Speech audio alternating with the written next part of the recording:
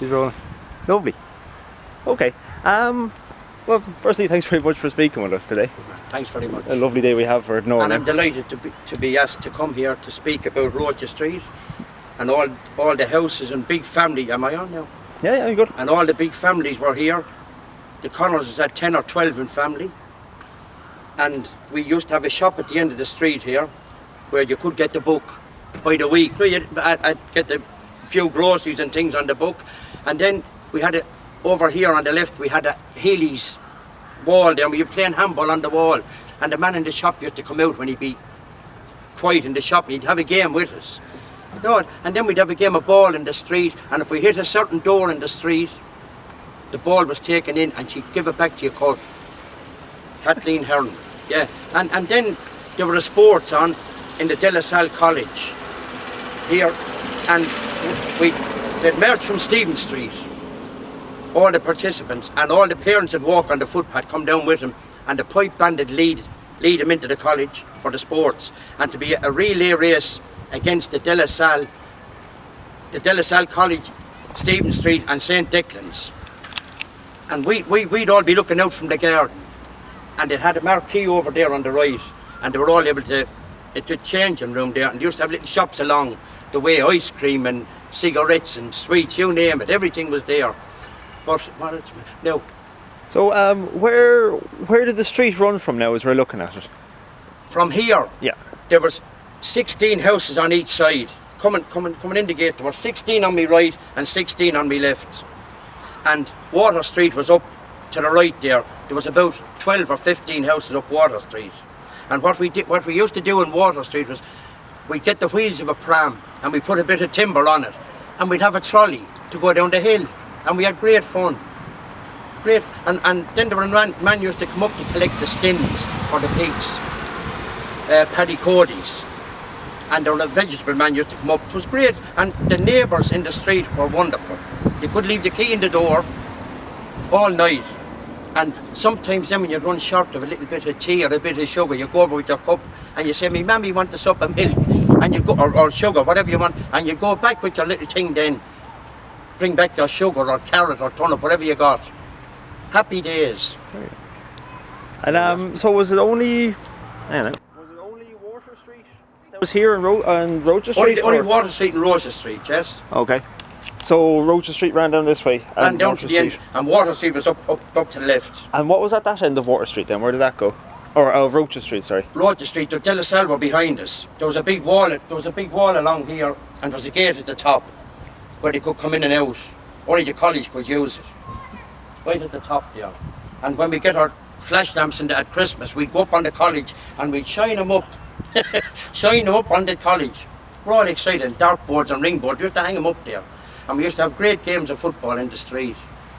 And at the corner, just by the shop, we had a little pitch and toss game. And a game of cards. We'd be playing Fantan and different games, like, you know. And sometimes your mother would be shouting for you for your dinner. You'd be saying, "You'll be up again." It might be 4 o'clock when you get back up to get your dinner. If you're winning, you'd stay there. If you're losing, you had no more money, you'd get away of it. No. And where was the shop? The shop was right on the corner, by the gate, near the gate there. Sean McKee's. There was a man there before him, Mick Haig. And what they had there then was a gym. Tom Hayes had it, and Brendan O'Donoghue. They used to have weightlifting little club there in the street. The street was only there by the pole, up from the shop. That was wonderful. Okay. Yeah. You can probably drop that down, Michael, unless if the sun comes back out again, just be ready to go. So the shop was on the left here? Shop was up here. Yes. Okay. And Healy's were on the left, the shop was on the corner on the right. And what was Healy's? Healy's, it was a house. Oh. But it was on, they were on the turn up for Water Street. But we were playing on the gable end of the wall. We played a handball on the wall. And sometimes you get a shout and sometimes you wouldn't get a shout. Something might be banging in the, whatever you'd be hitting the ball off the wall. We had a great, it was great, and we were great neighbours. But when we moved out of Roches Street to Wilkins Street, a lot of the people, all we were looking at was the Newtown School wall. And a lot of people said they didn't like up there. We'd be better off in Roches Street. But the college wanted the land. And they wanted us out because the houses were in a bad condition. So we had to move out. And what was wrong with the houses, sir? They were in bad condition, like the roofs and... No, they were over 100 years old. Oh. And what year around was it that they knocked them? Or that they moved out? we're 34 year up on Wilkie Street. 74 was it? 24. Or 72. Okay, it's not really that long ago at all. No. And we hadn't far to travel. Only up around the corner. We're bringing the stuff in bags and little trailer. We're putting all our stuff in the back of the car and off we go. And were the houses big inside? No, very small. We had a loft and 2 rooms inside. And you'd have 3 people and 4 people in the one bed. And that's how I never grew up, because I could never stretch my legs. Because you might get a toe in the mouth. Yeah, that's the way we were now. There were 8 of us in it. And the father put a Kilkenny banner on the chimney when Waterford were playing in the All-Ireland. And we couldn't come out for 2 days because we were kicking the door and they had bonfires there. Now that was rivalry then, the Kilkenny and Waterford. And he was a mad Kilkenny man. He worked in Clover. And he came from Ferrybank. And he lived over here? He came over here then, yeah. And he walked up as proud as a peacock. The banner up on the chimney, and we couldn't get out for the 2 days. And we had great fun, and we had great fun in the park below. In the People's Park, our man living across the road, John Wall. And he used to bring us down to play the cricket. And we had great fun. And can you tell us a bit more about some of the games you used to play as a kid growing up? Some of the games? Yeah, you mentioned a couple of them there, but can you talk a bit more? We had street leagues. Okay. Water Street, the Waterside, Griffith Place, all different, John's Park, Pierce Park, all different leagues, soccer leagues. And then we had a hurling league as well. And where we used to play the hurling league with the field behind the other De La Salle field across the road, over by the river there. And that's where we used to play the hurling. Right. And we were in a final down here against Griffith Place. And they had a band playing. We laid us in onto the pitch. Now we're beaten in the final by a few goals. But we had great fun in it. Michael Welsh used to run it.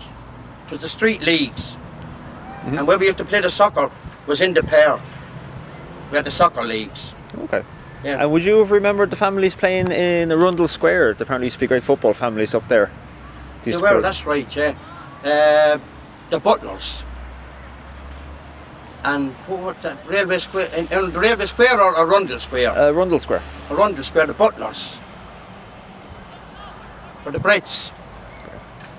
And another crowd there, and the name won't come to me now. If I know you're going to ask me, I don't want to be. Yeah, the Brits, and there were great camaraderie in the park now. Great games. And would you all know each other then to play? We would, yeah. We'd all get to know one another.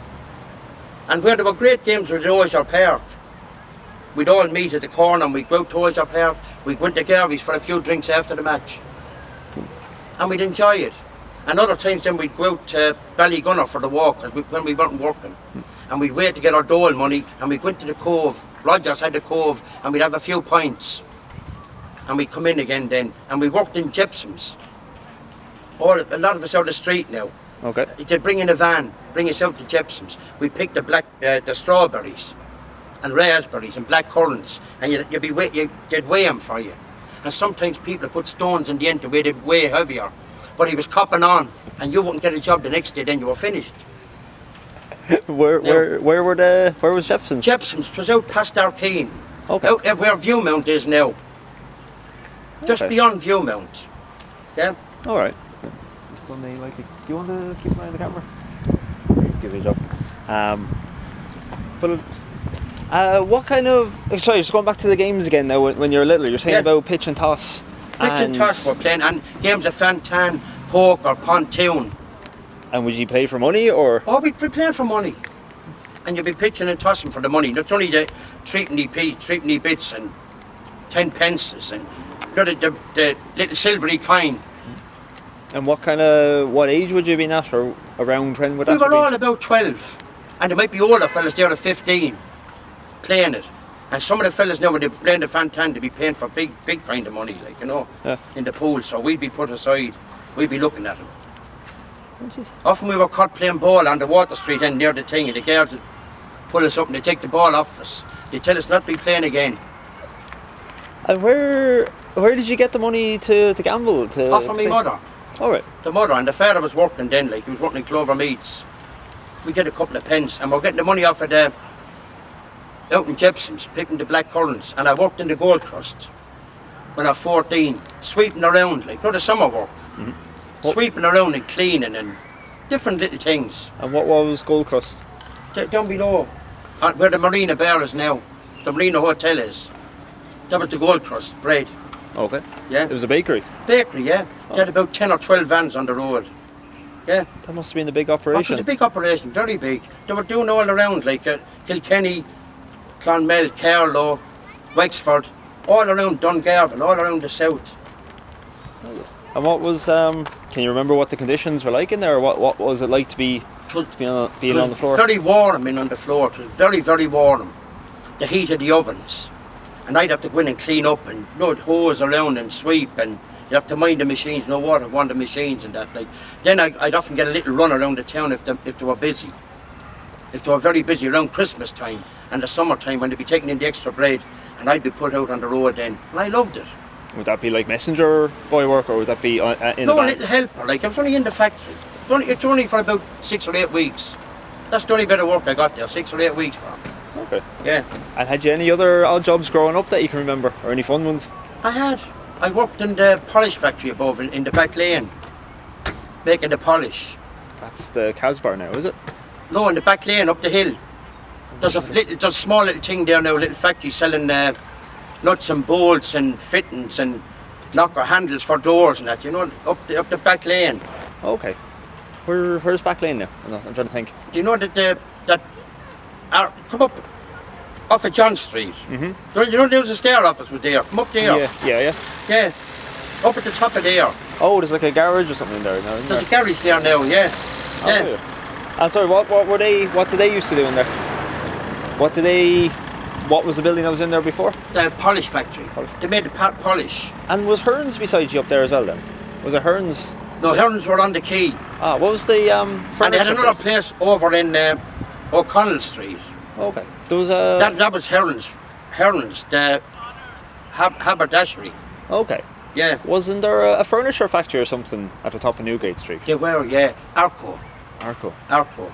No, we'd pass it. I was never in there, but often I'd pass it going up and down to work. In the polish factory, just above that. Mm-hmm. Yeah. And we had great fun. There were 3 men there and 5 women working there. It's only a small little input, like, And what was it like in the polish factory? Lovely. But it was only a kind of a temporary job. So then I got a call for the glass factory. And when I went into Noker, I get the job full-time in the glass factory. I was 19. And Sean Dunphy said you'd have to be there 6 months before he could guarantee me a job. So I got a call for the brewery, Guinness's brewery over in Mary Street. And I went in there and I got a break in the summer and I got called back the next summer and I got 33 years in the brewery. Wow. 33 years with Guinness's. It's the Agio now. What was that like at the start? Oh, the mother didn't want me going in there because she said I get very fond of the drink. And I found it hard to try and cope with it because it was hard old work lifting the kegs of beer. No, the kegs were coming down the line and you'd have to manoeuvre up on the pallet. And a forklift to come in and they take 6 on each pallet, 6 on each, and they take 18 and put them up on the lorries. But I go up and I went home and said I'd never stick that job until my uncle got me the job. And I was there after then. And I came over at 53 years of age because we got a good offer, the pension, and they were deciding then they were going a little bit slack. So a few years after closing down, like the brewery, there were a lot of young fellas there then, and it closed down. But I remember a lot of things. I remember the guard on duty at the car stand, the point duty when the traffic lights weren't there, and Biscoes were on the corner. And we used to be going down there, and the traffic, Con Crowley was the traffic guard on duty, and he was great. He'd always give you the back across and leave the cars wait. And I remembered all the traffic going up Michael Street and down Barron Strand Street, and they'd come out down, there were no traffic lights, they'd come out, another guard down there, they'd come out down near the cathedral at the clock tower. Oh. Yeah. And everyone seems to remember Con Crowley. Con Crowley was the famous man. He was the first man appointed the traffic. Well, point duty they were calling him. He was the first man. And everyone knew him. Con Crowley. And he played Gaelic football for Kerry. Very good. Yes. He seems to be like a local celebrity, like. Oh, Con was a very, very nice man, yeah. And his wife was a teacher in St. Declan's, in the school behind us. Yeah. They lived in Grange Park up the road. Oh. And can you remember any other characters from around the city growing up, or coming up through the years? Oh, I can remember Beachy O'Brien from Rice Park. He worked on the cattle board. And he'd have a habit of saying, and he'd go up the road, he worked on the cattle board, but he'd have the few drinks in him. That's where he'd be. Beachy O'Brien, yeah, famous character. And Paddy Grant, another one. Paddy was great. And they were all good drinking men they used to go into Jordan's. I got a job on it one day. You're only hitting the cattle with the stick and hunting them in, just keeping them kids good on the road and hunting them into the lorries. Off the lorries, in on the ship. And I enjoyed it. And Cavendishes were in town too, and they were very good. The mother got a lot of stuff off the Cavendishes. You pay weekly. Weekly rent to Cavendishes. Very, very good. What was Cavendish? They had everything there. Dressers, all glass, everything. Chairs, furniture, no. And you pay by the week. Might be a half a crown a week. They had all furniture there. Dressers, all the furniture, everything with the furniture. Everything for the house, kind of thing. Everything for the house, yeah. Oh. So you mentioned like the cattle boats there. What were so the cattle boats were kind of coming through from 60s, 70s, or when was the era of the cattle boat? It'd be, I'd say, 30 years ago. Okay. Easy 30 years ago. And they gave great employment down there. There might be 25 men get the jobs. And what were the quays? So I suppose you got to see a good bit of what the docks were like. Yeah. After we went down as young fellas looking at them all, and we used to get the chocolate crumb off of the boats. You pay a few pence and they give you the chocolate crumb. Nice. And what kind of stuff would you see down there as a young fellow, apart from the chocolate crumb? You see a lot of the boats coming and going, like the cargo ships. But it's after changing. People wouldn't know it. If you're away for 10 or 15 years, you wouldn't know the key. They're doing it all up, like the one lane traffic. And there used to be a big crane there opposite the General Post Office. And as a matter of fact, they only took it down there lately. They only took it down there lately, the big crane. It was on the far side, wasn't it? It was, yeah. No, it was on this side. Across from the General Post Office. Oh, right. Remember that one? Yeah, across from the General Post Office. I only remember the blue one being there now. No, yeah, they're very good there. Okay. Yeah. Would you have any memories of the Port Lariga dredger at all? I would. I'd see that there too, yeah. Mickey Daly used to work on it. I knew one or two of the men worked on it. And Tommy Casson up in Alphonsus Road was on it. And they had another ship down there used to go away down at the Coliseum. The Coliseum Picture House was there as well. And we used to go to the Coliseum Picture House. And any noise, or a man there, the Sheriff Kelly they used to call him. You get a belt of a flashlamp, the rubber ones on the back of the head. Stay quiet now. If you gave him a taffy, then he'd leave you alone. So I remember lots of places. The girls' barracks was next to the Coliseum below, on the Delphi Quay. The girls' barracks was down there. Is that building still standing, or is it gone? Oh no, the tower have it now. Okay. It's where the Tower Hotel is, all that block. On the corner. Across from Reginald's Tower, right on the corner, the girls' barracks was, and the Coliseum was below it. Part of the tower was taken in on it, the Coliseum was there. And further down then they had a ship. And there were toilets on the quay and everything then, but there are no toilets now. And they used to have a toilet on the water side. Yep. Jeez. And the water side's gone through some changes now as well, actually. Big changes, yes. It used to be flooded. That's why they put up the wall there, like they were flooding there. Anytime they get heavy rain and the winds, flooded. And he used to have sandbags up and they weren't stopping the water going through. No.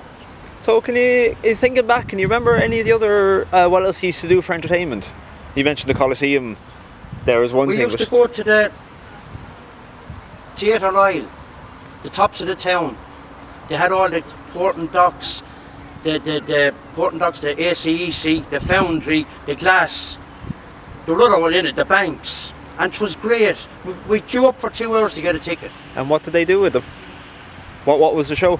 The show were great shows. Wonderful shows on. Denny Corcoran used to have the Glass Factory show, and then he went with the ACEC show.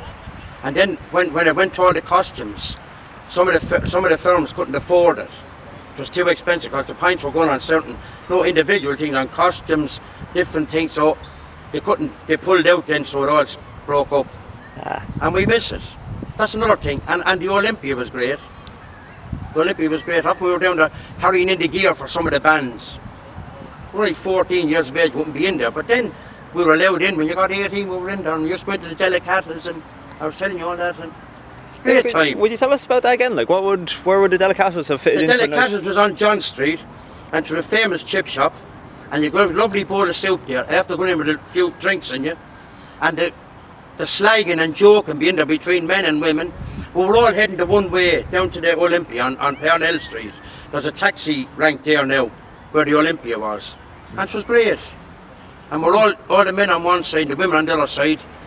And you'd have a little dance, then they'd be getting the pick to go. Off we go then. It was only all men, there was no drink in the bars. It was all Jaff Fora. And would you drink yourselves then beforehand going in? Oh yeah, we'd have the drink before we went in. That's when we sobered up a bit in the Delicatas. That was to soak it up. The few chips and a bowl of soup, and he give you a roll. Tony and Stan and Ben. There were three of them in it. Yeah, great down there. I think Tony's still with us, isn't he? Tony is still around, yeah. John Aylward was trying to get him in for an interview, but couldn't get hold of him. To Tony, is it? Yeah, yeah. Tony would be great for you now. To talk about the Delicatas. Yeah. Tony, wonderful, yeah. Would there be any other things, like we're kind of trying to think of, I suppose two things we're really trying to think of is like the social history and the workplaces as well. So that's what I was kind of asking you about, like where I worked. Where you work and where you socialise. But it's also like the things that aren't around anymore. Factories. How there's a different way of life than there is now. And it's just kind of just to give people like a picture. So for like people sitting there watching this now, people like me who wouldn't have grown up, or people younger than me now, they're only growing up now. There was. And they wouldn't have a clue. Yeah. Well, there was the SEC. There was the chipboard. There was the foundry, the clover meats, and all them were big concerns. And the chipboard was a great concern, and that closed down. The clover closed. All the big concerns closed down. They were the big employers then. And it was fairly tough then for people to live. Because all they were living on them was the social welfare and the labour, like, you know. About whenabouts did the factories close? Or when was the big close? Oh, God, they're gone over 30 years. Easy. ACEC, the first big one to go was the chipboard. And then the clover meats. And then the ACEC, someone took over the ACEC, some other crowd took over the ACEC. But a lot of the lads were gone out of it. It was all a different, new owner. Yeah. Okay. And I suppose just kind of going back to your childhood again, I suppose really kind of coming back to where full circle again. What like Roches Street, would it have been a middling, or would it have been a poor area, or would it have been? It was a poor area. But we had nothing, but we were all happy.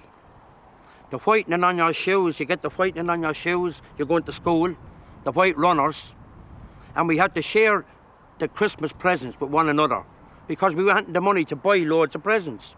And we had a 3-wheel bike, and it was handed down from the big brother down the line. We all got it, and we used to paint it up for Christmas. And we'd have the ring boards and everything. Now, times were tough then, like, you know. And what, my father died. He's dead 30 odd years now, 40 year. And that was very tough then. We were all young. He would have been the main breadwinner? He was the main breadwinner. But then I had the eldest brother got a job in the foundry, had a sister then worked in the polish factory. The other brother then was doing the messengers for a shop up in Colbeck Street, mornings. He used to bring around the papers and little things people would ring in, and at the time, many had the phone, but people would ring in an order or tell them to deliver the paper and milk and maybe bread, and he'd drop them all to them. He'd have not a little bicycle, he'd have a little basket on the back, and all little lists of them all, what they wanted. So we had tough times, but we got through them. And with the 3 incomes coming in then, did the brothers and sisters work and see any of that now, or did that all go into the house? No. They were only in it a short time, and they were married. They went off then, went their own ways. So then the mother went down and she done a bit of work for some of the doctors' houses. And she done a bit of work in the pub, cleaning in the pub. That was when the father died, like, you know. And we were all going to school, and she'd have to be down at 12:30 to have our dinner ready. And it was fairly tough time, but we're all happy. But the neighbours would help out too, like, you know. When the father died now, the neighbours were very, very good to us. Very, very good. And you cannot beat the Roches Street gang. They were the best. Oh, the best ever. But a lot of them are after passing on since, like, you know. And then there's one or two of them left up in the street, but they're fairly old, like, you know. And would you all gang together? Oh, yeah. We were all a big community, all together. And as a group of kids, did you ever run into other groups of kids from other areas? Oh, we would, yeah. We'd often have rows with different people that come up, like, there'd be rows. In the partner, we'd be playing the street leagues and be rows, and they'd folly up and we'd folly them. And then you get some of the bigger fellas that come down, they'd frighten them off. Oh, they were great, like, great times in Roches Street. Wonderful. Now. So what am I going to think? I think that's good now, Ken. Yeah. That's brilliant now altogether. And it's fantastic look back into the history of the place as well. Yeah. And you're the only one we have on Roches Street, isn't it? Yeah, You're the only one who has... Oh, they were great now here, lovely. And big families reared in them all. Yeah, yeah. And we had 8 rolls of wallpaper on the house when we leaving. No, we're pulling down things just to see. The wallpaper was keeping the house going. Hold it up. And there were no one living beside us. And there was a big hole in the ceiling, and that's where the dampness was coming through. So we had to get out then when the college wanted to take over a bit of space. So we moved out. As much as we'd have loved to stay there. And were the college like the landlords, or did they just own the land? Landlords, they owned it. Right. They owned it, yeah. They owned the land, yeah. And we used to go down the garden and we could look through the park and we'd see the people coming up. We'd be expecting my sister or my brother, and I'd say, here they are now. So she'd put on the tea or the potatoes or something ready for them. We'd be able to see down, and then we could see all the sports, and what I enjoyed of a Sunday morning was the young chaps, the students in the college here, had played the brothers, the Christian, they were up in John's College. They were all students. They were about 20 or 30, more maybe. And they'd come down here and play against the students. And there were great matches here. And then the De La Salle senior football team had become... We used to have great fun. We'd be up in the garden looking at it. I mean, some of the lads in the street would come in and we'd look at it. That's the little bit of thing we had. That's all we had. And in the night time, a little bit of mischief. Tie a little string on some of the doors across Water Street. We'd be in over the wall here in the college and we'd pull the string. And he'd come out, there'd be no one there. But great, it was harmless fun. And there was no one ever in trouble there.